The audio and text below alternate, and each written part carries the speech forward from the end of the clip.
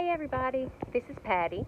I just got off work and a friend of mine, Trey, called me and he said, I've been here doing some landscaping stuff in his yard, putting out plants and making flower beds and stuff. And Friday, when I went to Coldwater, that nursery at Coldwater, I got him some panicle hydrangeas to put in these two front flower beds.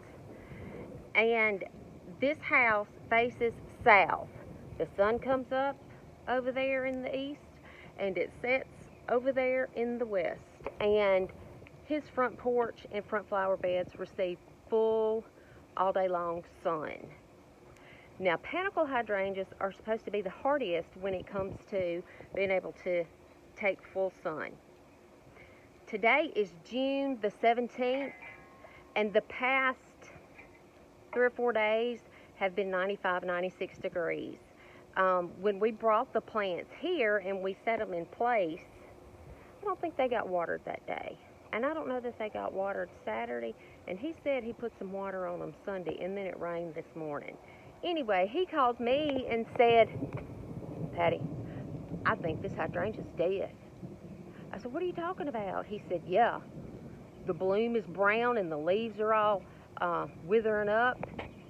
And I said, well, it may be just a little bit hot. Did you water it? Well, yeah, I put some water on it. And I think that's maybe the source of the problem. Let me turn this camera around and I'll show you. This is the hydrangea that he was talking about. And this side does look pretty sun-scorched. There are two that look a little damaged, and they were both on the side of the house, the more western side of the house, so they received more direct sun than the ones on this side. I felt in the can, like I put my finger in there in the can, and it was pretty dry. When you're wondering if you need to water your plant or not, actually get in there and put your finger in the dirt.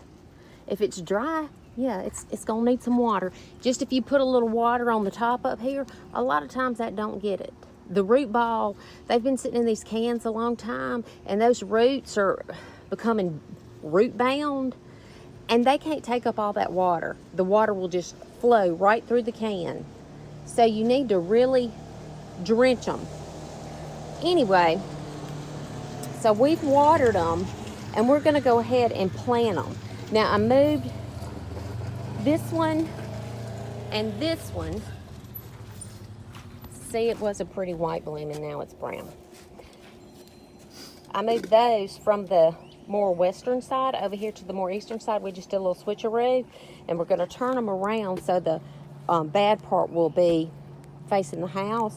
So they'll still look pretty, but it's June the 17th, and it's getting pretty darn hot, and I'm not going to promise you that these plants will not go through some shock, and they probably will, but that's just how it goes when it's so hot in Mississippi.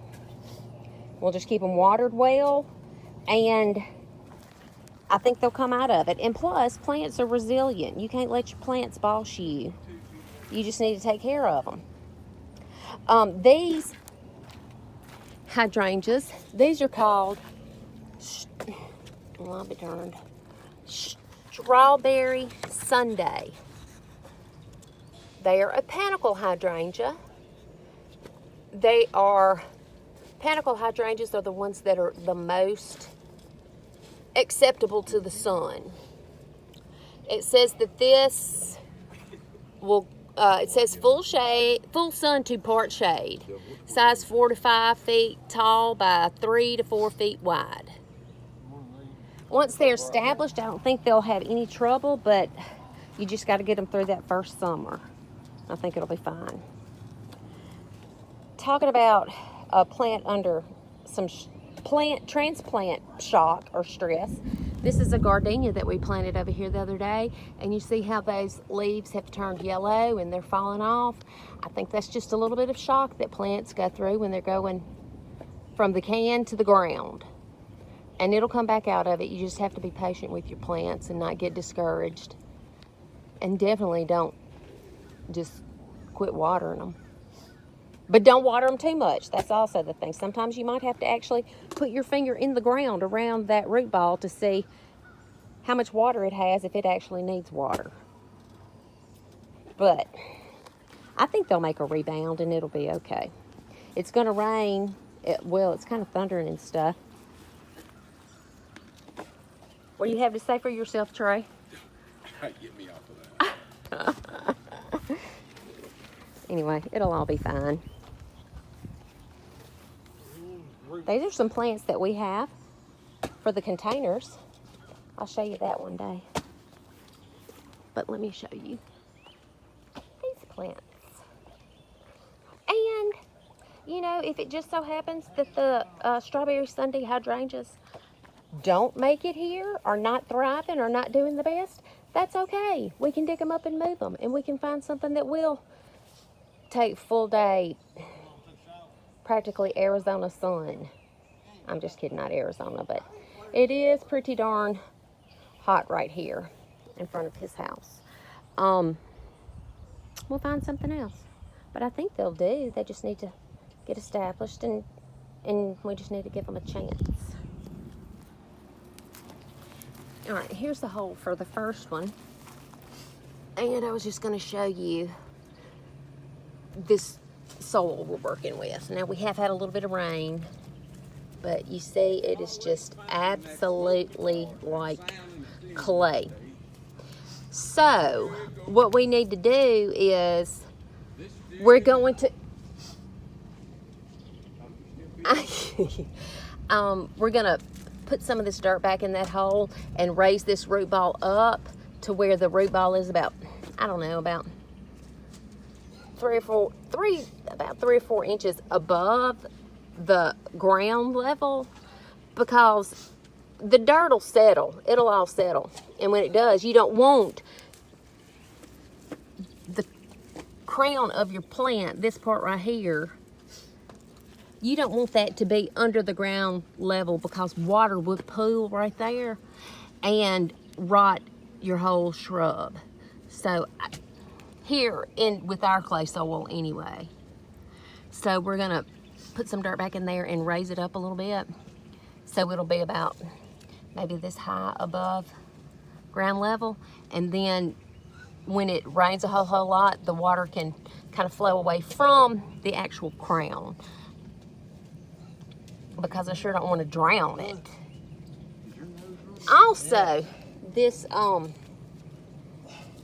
clay soil, we give it a hard time, but it does hold the water well. It's good at hanging on to the water, so that's a good thing about it.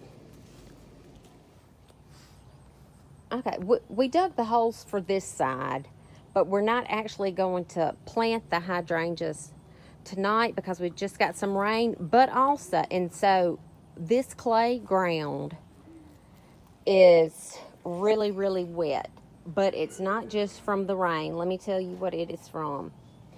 And look at this right here. This is a hole where this lower pedlum was planted. And I noticed that it was turning colors. Like maybe it was getting too much water. Well, come to find out, the homeowner admitted that he might have set the water sprinkler over here on this bed. I swallowed a bug. And he forgot about it and left it on all night long. So it was on for like, I don't know, 18 hours. No, like 6. 9, 10. 7. Anyway, so this whole bed, it looks like that area got the brunt of it. So I pulled the mulch back to see what the water situation was with this plant. And when I pulled the mulch back, I could smell it. As I said, clay soil holds on to water. It does not drain all that well. And when you have all that water sitting in that hole with that plant, it begins to smell like sewage. And your plant cannot breathe. A lot of time, most of the time, too much water is worse than too little water. If it's too little water, you can soak it good, give it a drink, and it'll come back. If you put too much water in there and it sits for days, you've lost your plant. Maybe this one will come back. Laura Pedlum are pretty hardy. And anyway, we're just going to leave it out of the hole, and maybe that hole will dry up a little bit. But somebody has learned his lesson, perhaps. Have you learned your lesson? Yes, ma'am, I have. All right. Let it be known. Let it be known. Now, we planted these over here on this side, so let me show you what they look like. This was a 911 emergency. He called just in the nick of time. We went ahead and planted these. This is the one that was looking rough, and I'm probably going to cut these limbs back that have that dead growth on them, because you don't want your roots to be trying to support all this dead growth or revive that deadness. So I'll probably just cut those back. But the plant will probably make a comeback if he does not drown it again, like he did this one was just out of reach of the water sprinkler, and that one too, and this one too. So we'll see how it turns out. But if ever you're in this kind of situation, don't feel defeated. It happens to everybody. Even with the best intentions, sometimes we don't know what we're doing. And don't take everything that I am saying as the show enough gospel, because this is just from experience, and I don't know everything. But I've lost enough plants to maybe kind of share a little bit of what I do know. So, lots more fun to be had up here. Y'all have a good night. Bye-bye.